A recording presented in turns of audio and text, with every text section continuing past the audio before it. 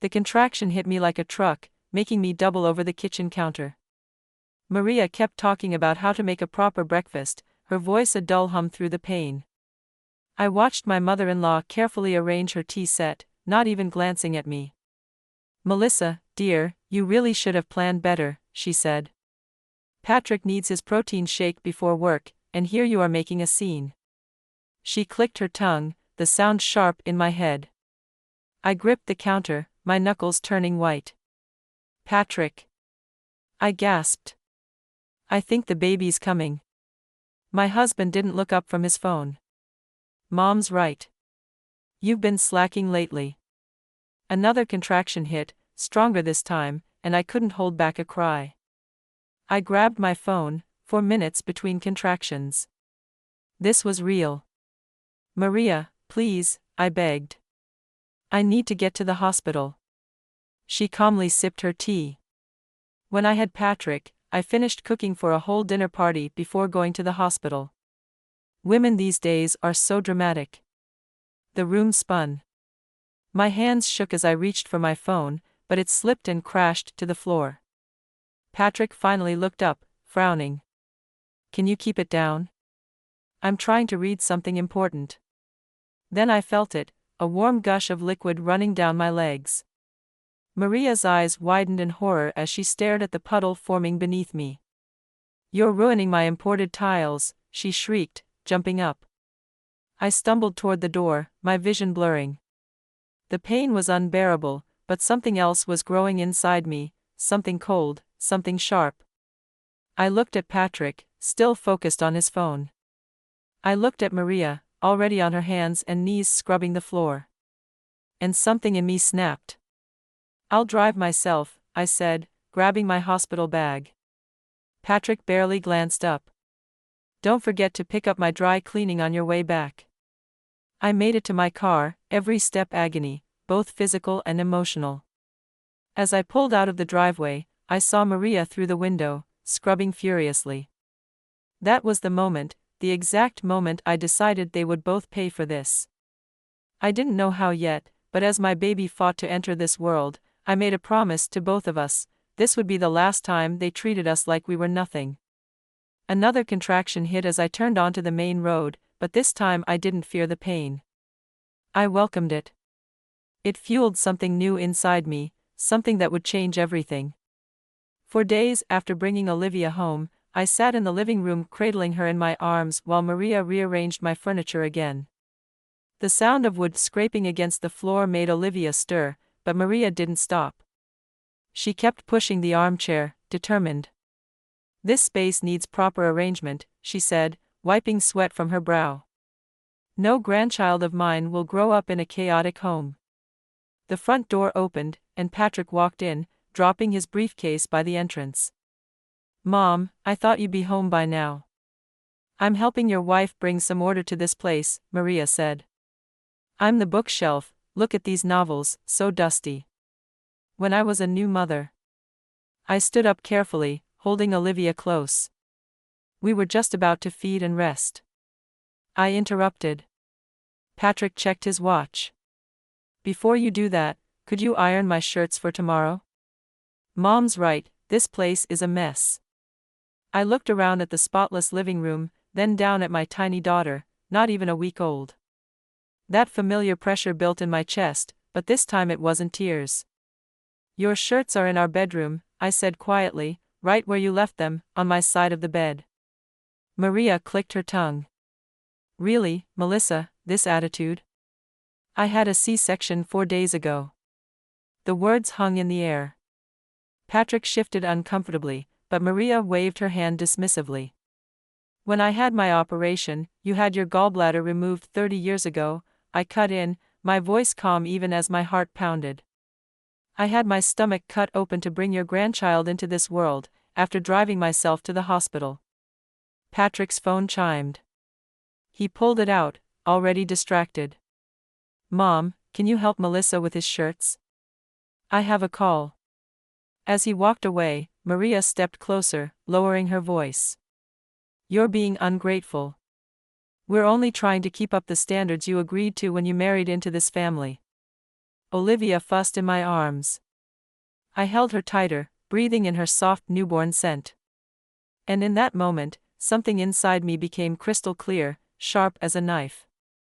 "You're right, Maria," I said. I did agree to certain standards. I walked toward the stairs, each step slow and steady. "I think it's time I started making my own rules." "What's that supposed to mean?" Maria's voice had that sharp, controlled anger I knew too well. I stopped on the third step and turned to look at her. "It means I'm going to take care of my daughter now, and tomorrow we're going to talk about some changes around here." For a moment, just a second, I saw something new in Maria's eyes: fear. The bank statement shook in my hands as I stared at the list of transfers: $88,000 last month, $110,000 the month before. Every payment sent to Maria Adams' personal account. The morning light reflected off my wedding ring as I scrolled through Patrick's banking app. He had left his phone unlocked, carelessly like everything else.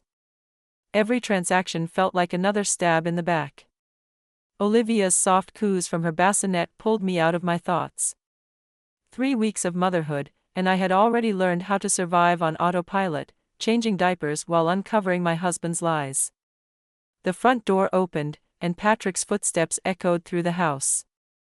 "Honey, Mom's coming over to help with dinner," he called out. He walked into the room, loosening his tie.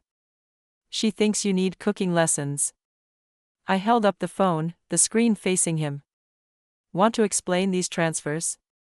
His face didn't show guilt, just annoyance. "You went through my phones?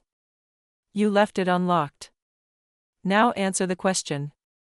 He shrugged. "Mom needed some help with expenses. $230,000 in 3 months. I pulled the phone back. "While I'm buying cheap diapers because you said we needed to budget, she's redecorating her sitting room," he said, his voice turning cold. "And what's wrong with generic diapers? You're becoming as high maintenance as what?" I cut in. "As your mother's?" I let out a sharp laugh, loud enough to make Olivia stir. "The same woman who spent more on curtains last month than we did on our daughter's entire nursery?" Patrick's jaw clenched. "You don't understand. Mom has certain standards." I stood up, feeling the pull of my C-section scar. Standards that just happened to cost exactly what we saved for Olivia's college fund. Something flickered in Patrick's eyes, fear quickly hidden by anger. "Does your father know about these transfers?" I asked. "Leave out of this," Patrick snapped. "Mom's handling the finances while he focuses on retirement." "Really?" I stepped toward the door, phone still in hand. "Maybe I should call Steven and ask." Patrick grabbed my wrist hard. I gasped at the pressure. "Don't you dare," he growled. And in that moment, looking into my husband's eyes, I knew. At that moment, I saw Patrick for who he really was, his mother's son, a man who had learned manipulation from her. A man who would lie and hide the truth just to keep their perfect little world intact. "Let go." Each word carried the weight of all the silent moments I had endured. He let go of my wrist and stepped back. "You're being hysterical. This is why Mom says you're not ready for." "For what?" I picked up Olivia, holding her close. "For the truth about what you and Maria are really doing with your father's money." The color drained from his face. "How did you?" I didn't finish, smiling coldly as realization hit him. "But now I do." Christina slammed her coffee mug down, making the table shake. "You need to leave, Melissa, now." I rocked Olivia gently, trying to keep her asleep while searching my friend's face. "It's not that simple." "Like hell it isn't." She pushed her tablet across the table. "Look what I found when I searched Maria's name." The screen showed court records from 17 years ago, a sealed case for financial fraud. Below that were 3 businesses that had mysteriously gone bankrupt. Maria Adam was listed as their financial advisor. "There's more," Christina said, her voice lowering. "Steven's company is being audited." The timing of those money transfers matches exactly when the investigation started. My mouth went dry. They were hiding money. Olivia stirred in my arms. I held her closer, breathing in her soft newborn scent, trying to steady myself. The front door opened, then came the sharp click of Maria's heels against the hardwood floor. Christina quickly grabbed her tablet, but not before Maria stepped into the doorway. Her practiced smile faltered for just a second when she saw my friend. "I wasn't aware we had company," she said, her eyes flickering toward the tablet. "What are you ladies discussing?" "Bankruptcy law?" I said, meeting her gaze. "It's interesting how some people hide money during audits." The color drained from Maria's face, but her smile didn't fade. "Such a depressing topic for new mothers," she said. "Patrick tells me you've been emotional lately, maybe even struggling with postpartum issues."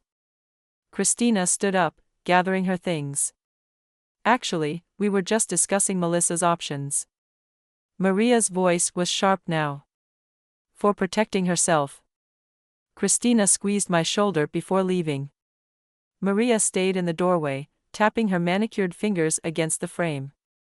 "You know, dear," she said, her voice dripping with fake concern. "Mothers who suffer from postpartum depression often lose custody of their children, especially when they make wild accusations about respected family members." The threat hung between us. I thought about the documents Christina had shown me, about Patrick's lies, about Stephen, who had no idea what was happening, and about my daughter, sleeping peacefully against my chest. "You're right, Maria," I said, standing carefully while cradling Olivia. "I should rest." "Doctor's orders." Maria nodded, satisfied. "I'll tell Patrick you're unwell. Maybe he should stay at her house tonight." I waited until I heard Maria's heels click down the hall before pulling out my phone. 3 quick texts, one to my lawyer, one to Stephen's office asking for an urgent meeting, and one to Christina, "Start the plan tonight." Her reply came instantly, "Already on it. Pack light. Delete this message." I erased the conversation and looked down at Olivia, feeling the weight of what was coming. Maria thought this was just another game, but she had forgotten one thing: when a mother protects her child, she doesn't play games. She plays to win. The locksmith's van pulled away just as Patrick's car turned onto our street.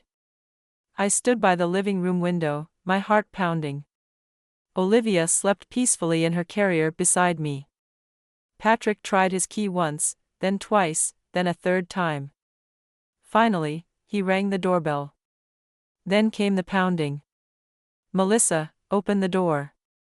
His voice was sharp, angry. "What the hell is this?" I pressed the intercom button. "Your clothes are in bags on the porch. Take them to your mother's." "You changed the locks? Have you lost your mind?" More pounding. "Let me in. This is my house too." I kept my voice calm. "Actually, it's my house. Check the deed. A gift for my parents. Remember the one you and Maria tried to get me to put in your name for tax purposes?" His phone call to Maria was immediate, predictable. Within 15 minutes, her car screeched into the driveway. "Melissa Adam." Her voice was sharp enough to cut glass. "Open this door right now, or I'm calling the police." "Go ahead," I said. "I'm sure they'd love to see the financial records I found, especially with that audit coming up." Silence. Then Maria's urgent whispers to Patrick. My phone buzzed. A text from Christina: "Stephen's secretary confirmed your meeting for tomorrow. Documents ready." The pounding started again, but Patrick's voice had changed. The anger was gone now. He sounded desperate. "Melissa, please, you don't understand what you're doing. Mom's just trying to protect the family." "No," I said, my voice steady. "She's trying to protect herself, and you're helping her steal from your own father." Through the door, I heard Maria's sharp gasp. "You spiteful little." "I have copies of everything," I cut her off. "The transfers. The fake companies. All of it." And it's in very safe places. Silence. So here's what's going to happen, I continued. You're both going to leave now. Tomorrow, I'm meeting with Stephen. You wouldn't dare, Maria hissed. Try me, I said. I looked down at Olivia, drawing strength from her peaceful face. I'm done being the quiet, obedient daughter-in-law, I said. You taught me well, Maria. I smiled. Family protects family. I'm protecting my family. Patrick's last attempt was barely a whisper. She's my daughter too.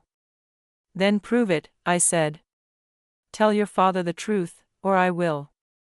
Through the window, I watched as Maria grabbed Patrick's arm, practically dragging him to the car. Their angry voices carried across the lawn as they sped away. I sank to the floor, holding Olivia close. My hands were shaking, but my resolve had never been stronger. The house keys felt heavy in my pocket, new keys, new locks, new boundaries. Tomorrow. Tomorrow would bring more battles, but for tonight, we were safe. And sometimes, that was enough to start with. Stephen's office felt smaller than I remembered, or maybe it was just the weight of Maria and Patrick standing behind me. Their silence was thick with barely contained anger. Olivia slept peacefully in her carrier, unaware of the storm about to hit. Stephen's voice cracked as he studied the documents on his desk. Financial irregularities, he looked up, his face pale. Maria, what is this? Maria reached for the papers, her manicured nails perfectly polished. Darling, these have clearly been altered. Melissa is having emotional problems. The transfers are real, I said, pulling out my phone. I held up Patrick's banking app. Patrick has been moving company money into personal accounts. Your money, Stephen. Ask him where it's going. Patrick stepped forward. Dad, I can explain. Explain what? Stephen's face seemed to age 12 years in 10 minutes. That you and your mother have been stealing from me? From our employees' pension fund? Maria's perfect mask finally cracked. We were protecting you, she said. The audit would have. Stephen slammed his fist on the desk. Found out that my own wife and son were. The office door burst open. A man in a dark suit entered, followed by two others. Mr. Adam, he said. I'm Ryan Goling, FBI. We need to discuss some concerning transactions. Maria let out a scream of rage and lunged at me. You vindictive little. I barely had time to shield Olivia before Maria's hands wrapped around my throat. The carrier tipped over. Olivia's cries cut through the chaos. Agents grabbed Maria, pulling her away as she shrieked. You ruined everything. She turned to Patrick. Tell them. Tell them what she's done. But Patrick didn't move. He just stood there, frozen, watching as agents handcuffed his mother. His eyes met mine, and for the first time, I saw real emotion there, not anger, not arrogance, just fear. Pure, devastating fear. Dad, Patrick whispered. Please. Stephen wouldn't look at him. He turned to Ryan Goling. My wife and son have full access to all company accounts. I'll cooperate fully with your investigation. As Maria was led away, still screaming, she played her final card. Stephen, if I go down, everyone will find out about Patrick's mistake, about what really happened to that girl in college. The room went silent. Olivia whimpered softly in my arms. Patrick's face turned ghostly pale. Stephen finally turned to look at his son. What girl, Patrick? I held Olivia close, feeling her tiny heartbeat racing against mine.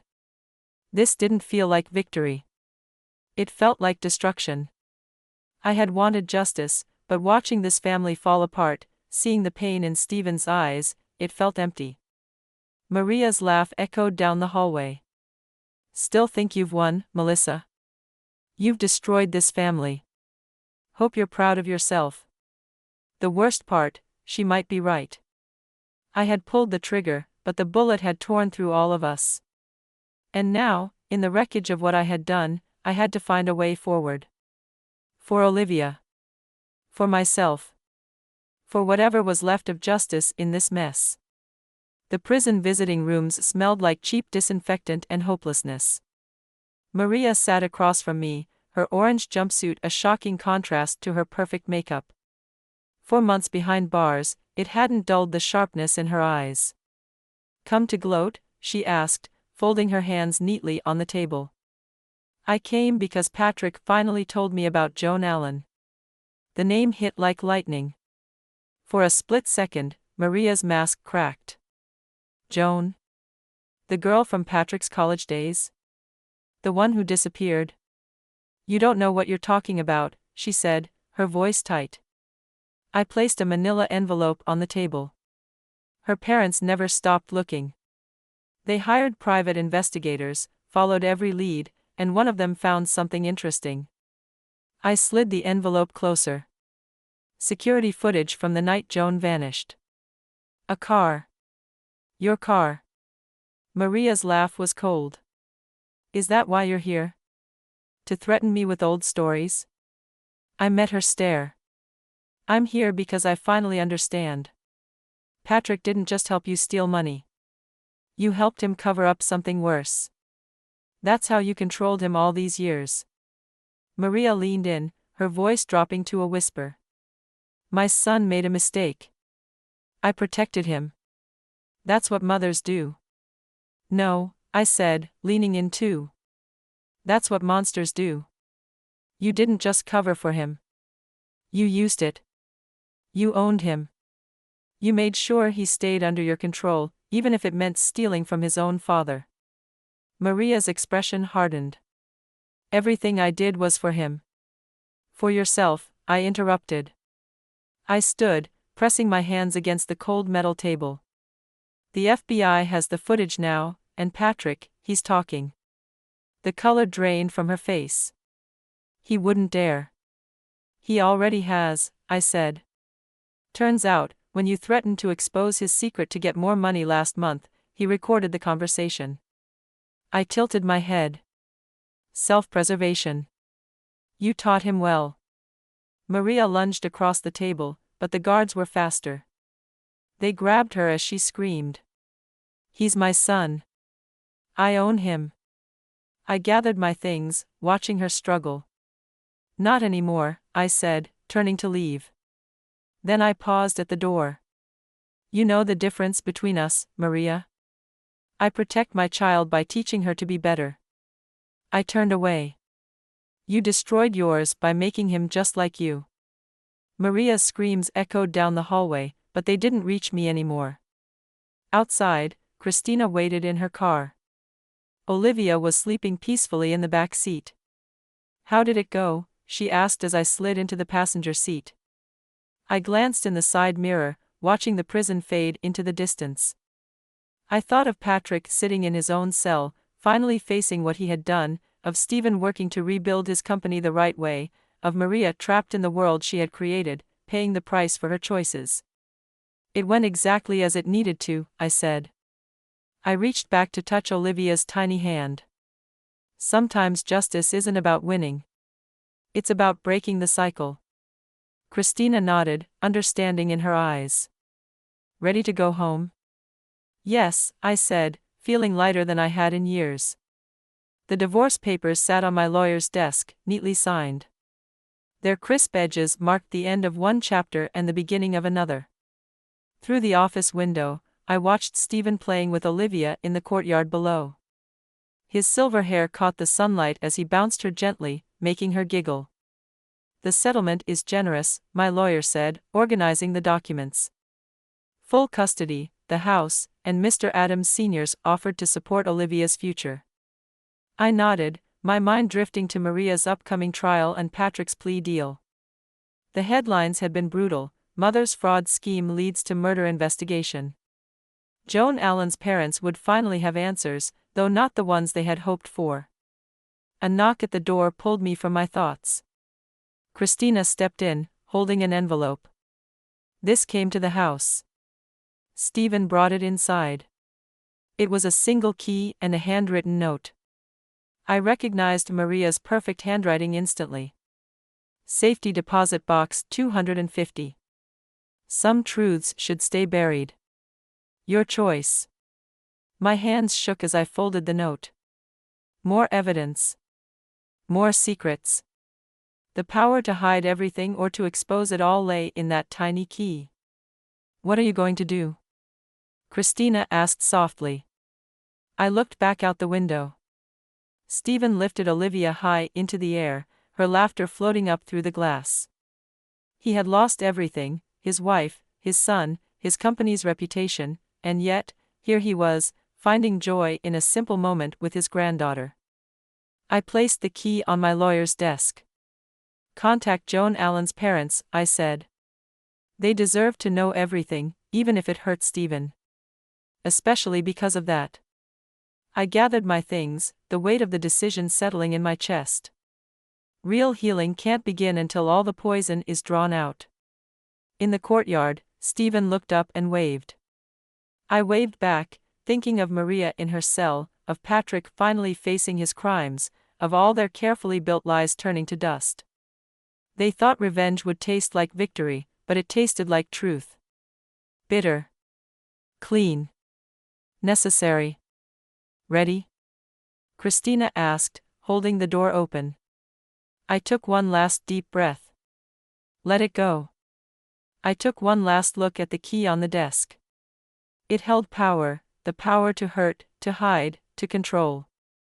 Maria's final test, even from behind bars. But I wasn't her. I wasn't Patrick. And Olivia wouldn't grow up surrounded by buried secrets. I turned away from the key and toward my daughter's laughter. Yes, I said. We're ready. Some might call it revenge, watching Maria's world fall apart, but as I stepped into the sunlight, toward Stephen, toward Olivia, toward whatever future lay ahead, I knew the truth. It wasn't revenge. It was freedom.